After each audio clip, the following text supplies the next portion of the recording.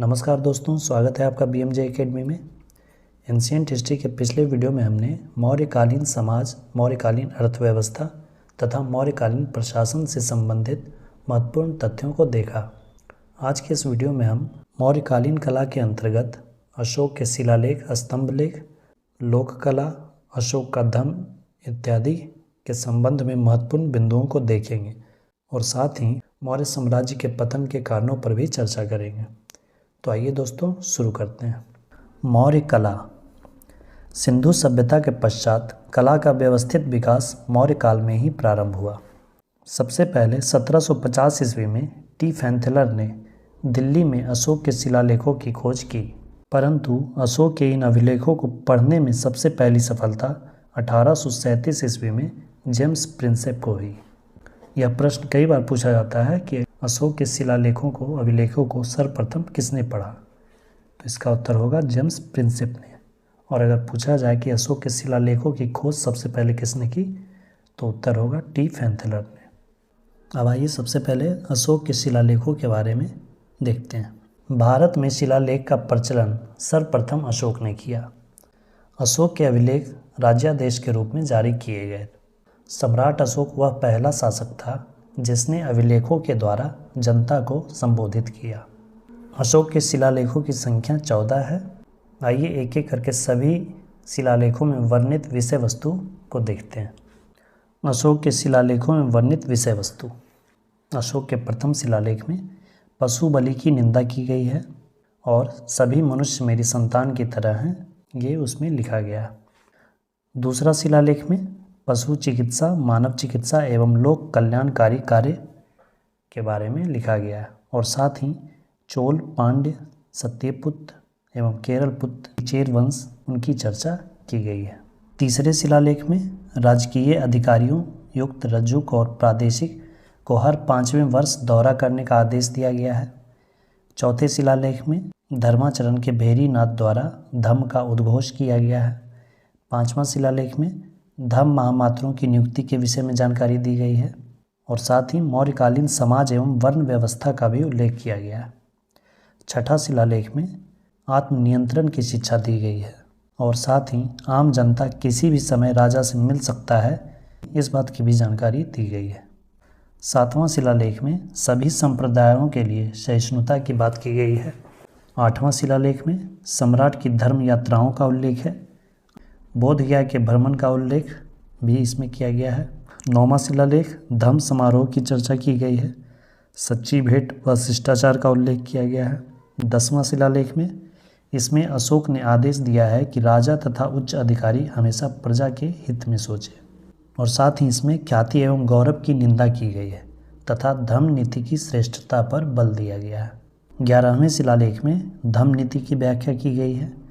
12वां शिलालेख में सर्वधर्म समभाव एवं स्त्री महामात्र की चर्चा की गई है।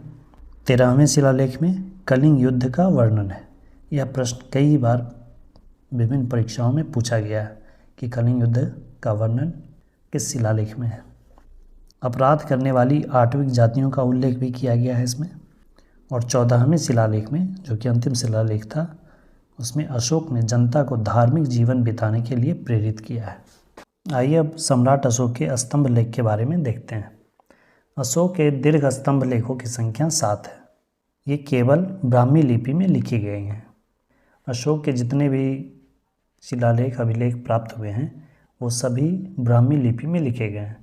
केवल 2 अभिलेख जो कि पाकिस्तान से प्राप्त हुए हैं, शाहबाजगढ़ी और मानसेहरा, ये ब्राह्मी लिपि में न होकर खरोष्ठी लिपि में लिखी गई है।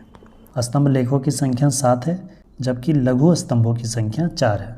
अशोक का जो सारनाथ स्तंभ है उसमें 4 सिंह हैं, जो कि हमारे देश का राष्ट्रीय चिन्ह है, और 4 सिंह के नीचे 4 पशुओं की आकृति भी है, जिसमें कि घोड़ा, हाथी, सिंह और बैल है। इसे ऐसे याद रख सकते हैं: हेलो, हॉर्स, एलिफेंट, लायन और ऑक्स। और फिर इसके नीचे 24 तीलियों वाला अशोक चक्र है, जिसे कि हमारे राष्ट्रीय ध्वज में शामिल किया गया है। स्तंभ लेख जिनकी संख्या 7 है वह 6 अलग अलग स्थानों से प्राप्त हुए हैं, जिनमें से एक है प्रयाग स्तंभ लेख, इलाहाबाद, दिल्ली टोपरा स्तंभ लेख, दिल्ली मेरठ स्तंभ लेख, रामपुरवा स्तंभलेख, लौरिया आर्यराज स्तंभलेख, यह चंपारण में है। लौरिया नंदनगढ़, ये भी चंपारण में है। मौर्यकालीन स्तूप, अवशेषों को सुरक्षित रखने के लिए स्तूप बनाए जाते थे। ऐसा माना जाता है कि अशोक ने 84,000 स्तूपों का निर्माण करवाया था, जिसमें से प्रमुख है सांची का स्तूप, भरहुत स्तूप, सारनाथ स्तूप, राजप्रसाद यानी राजमहल। पाटलिपुत्रा से 80 स्तंभों पर बना एक भव्य महल के अवशेष प्राप्त हुए हैं, जिसमें स्तंभ पत्थरों से तथा छत और दीवारें लकड़ी से बनी हुई। मौर्यकालीन लोक कला में देखा जाए तो यक्ष एवं यक्षिणी की मूर्ति प्राप्त हुई है, जो कि पटना के दीदारगंज से मिली है।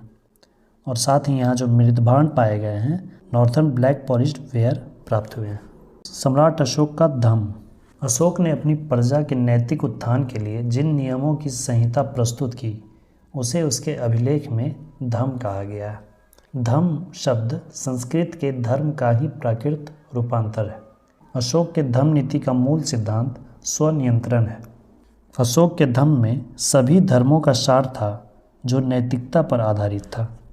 अशोक ने अपने पुत्र महेंद्र और पुत्री संघमित्रा को बौद्ध धर्म के प्रचार के लिए श्रीलंका भेजा।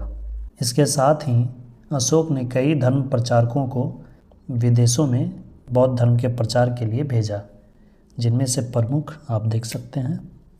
अशोक ने धर्म प्रचार के लिए धम्म महामात्रों की नियुक्ति की, जिसका वर्णन 5वें शिलालेख में किया गया है। अशोक ने धार्मिक यात्राएं भी की, जिसमें सबसे पहले बोध गया, उसके बाद कुशीनगर और फिर लुम्बिनी। इसी प्रकार से उसने यात्रा की।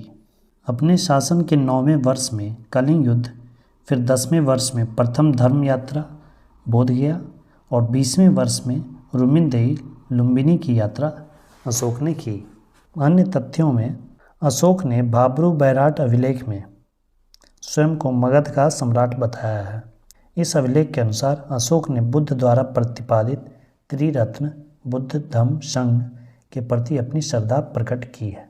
अब आइए दोस्तों मौर्य साम्राज्य के पतन के कारणों को देखते हैं। मौर्य साम्राज्य केंद्रीकृत प्रशासन पर टिका था, जिसका सबसे मजबूत आधार था सुयोग्य एवं दूरदर्शी सम्राट। 232 ईसा पूर्व में अशोक की मृत्यु के बाद कोई मौर्य शासक उतने शक्तिशाली नहीं हुए, जिससे मौर्य साम्राज्य का क्षेत्र कम होने लगा। और साथ ही अशोक द्वारा बौद्ध धर्म के व्यापक प्रचार प्रसार के कारण वैष्णव धर्म का प्रभाव काफ़ी कम होता जा रहा था। लोग बौद्ध धर्म को अपनाते जा रहे थे। ऐसी परिस्थितियों में ही ब्राह्मण समाज ने सत्ता को अपने नियमों और परंपराओं पर चलाना चाहा। अंततः मौर्य साम्राज्य के अंतिम शासक बृहद्रथ को उसी के सेनापति पुष्यमित्र शुंग, जो कि एक ब्राह्मण था, उसने हत्या की और ब्राह्मण साम्राज्य की स्थापना की। इस प्रकार ब्राह्मण साम्राज्य का पहला वंश शुंग वंश की स्थापना हुई। ये थे दोस्तों मौर्य वंश से संबंधित सभी प्रमुख तथ्य जो परीक्षाओं के लिए आवश्यक है। मैंने सिर्फ उन्हीं तथ्यों और बिंदुओं को शामिल किया है जो कि परीक्षाओं में पूछे जाते हैं। एंशिएंट हिस्ट्री के अगले वीडियो में मौर्य साम्राज्य से संबंधित जितने भी महत्वपूर्ण प्रश्न बन सकते हैं, उन सब को मैं शामिल करूँगा और उसके अगले वीडियो से शुंग वंश के बारे में पढ़ना शुरू करेंगे। इसी तरह से आपको रेगुलर एंशिएंट हिस्ट्री कंप्लीट कर दिया जाएगा और फिर मिडाइवल हिस्ट्री शुरू किया जाएगा। और साथ ही साथ मॉडर्न हिस्ट्री, जो कि जीके जीएस रिलेटेड सभी परीक्षाओं के लिए सबसे महत्वपूर्ण है, उसे भी मैं जल्द ही शुरू कर दूंगा। दोस्तों वीडियो कैसी लगी कमेंट ज़रूर करें और अगर कोई सुझाव हो तो अवश्य बताएं। वीडियो में अंत तक बने रहने के लिए धन्यवाद दोस्तों। जय हिंद, वंदे मातरम।